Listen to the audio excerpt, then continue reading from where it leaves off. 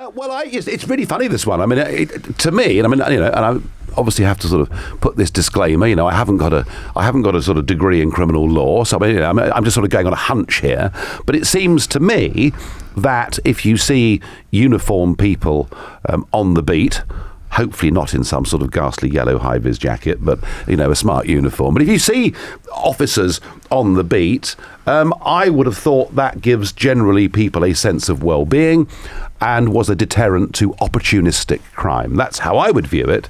And yet there seem to be all sorts of academic studies, Mel, telling us that actually it makes no difference at all and it represents very bad value for money. I don't know whether I'm right or they're right, but I stick with my hunch, which is that actually having bobbies on the beat would make us all feel safer and a little bit happier. What do you think?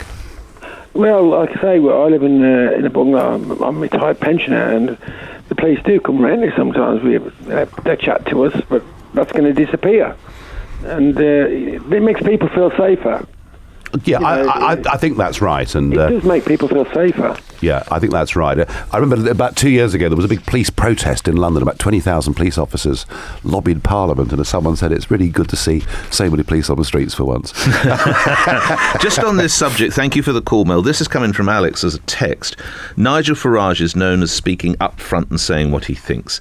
Can we have his thoughts on the Madeleine McCann case? They've gone from 29 police officers to 4, and it's cost £10 million. How was it 29 ever in the first place? Yeah, I mean, I've met the McCanns.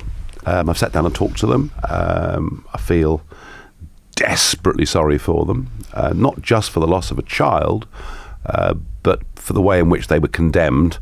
They'd left the child alone, they'd gone for dinner, and yeah, of course, it's not the sort of thing parents should do. But I bet there are very few parents listening to this show this morning who haven't at some time, popped to the shops for 2 minutes or whatever it may be.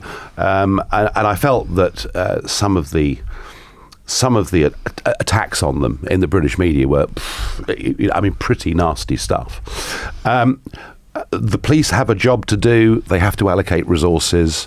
A decade has gone by.